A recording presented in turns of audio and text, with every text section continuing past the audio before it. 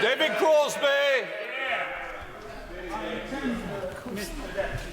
To use the term bedroom tax today and not under occupancy penalty or single room subsidy. And if that offends anybody, then can I assure them that they will not be anywhere near as offended as thousands of my constituents have been by this repulsive government attack on disadvantaged and disabled people. The conflict around the description of this despicable act reminds me of Margaret Thatcher's attempt to force the term the community charge down the throats of the British people. She failed, not surprisingly, with history damning it as the poll tax, and the same fate awaits the single room subsidy.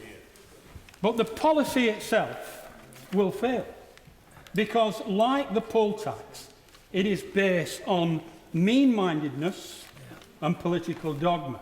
It will be rejected as well by yet to come Conservative and Liberal leaderships, and once it's gone, and it will be gone after the next election, it will be disowned. After independence. Because even as Margaret Thatcher was being driven away from Downing Street in tears, John Major was planning to ditch the poll tax because he had remembered what Mrs Thatcher had clearly forgotten, which was, regardless of how big you get for your boots, if you want to win elections and stay in power, you should keep in touch with public opinion.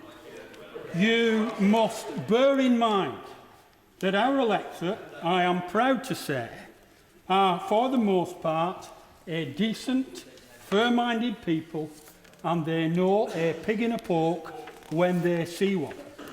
John Major understood, and that's why he went on to win the next election in 1992.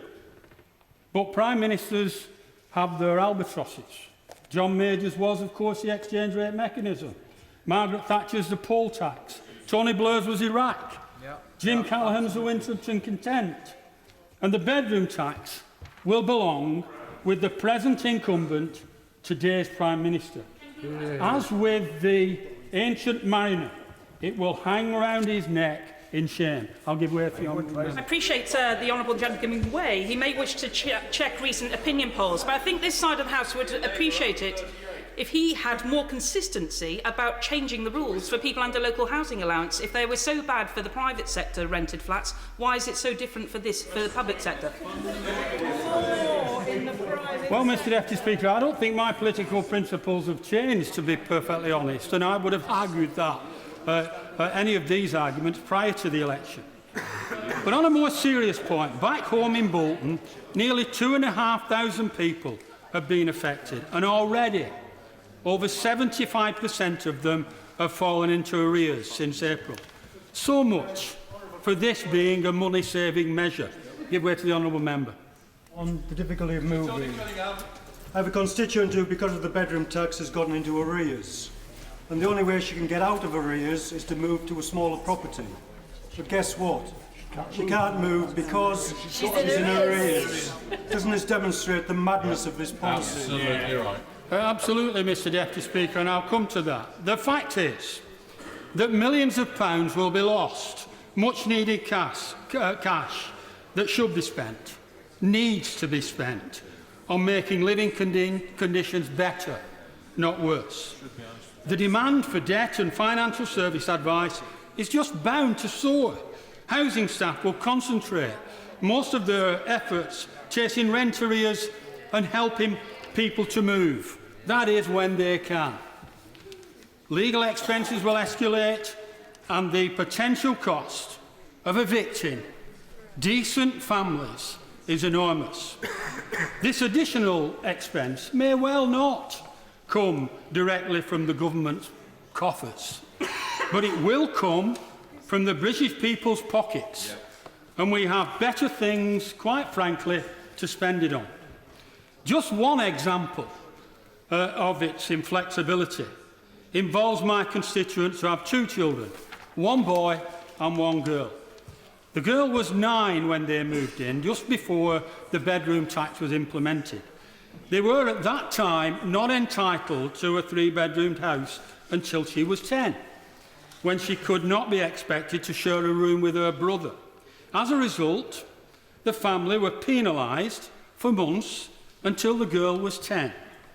The problem with this cruel measure is that it is focused on punishing people, not on dealing with the problems of under-occupancy.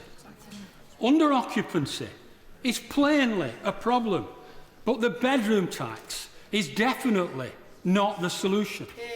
Where is the justice in denying tenants the opportunity to move to smaller, more energy-efficient properties when there are hardly any available, certainly within my constituency, and then at the same time,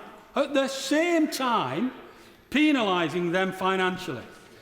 The sensible solution involves helping people, building affordable homes to rent, giving tenants an incentive to downsize, not making them suffer because they're poor and in receipt of welfare benefits.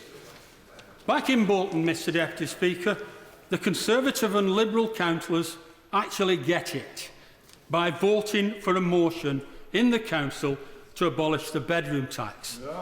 But then again, maybe they understand what John Major understood when he abolished the poll tax.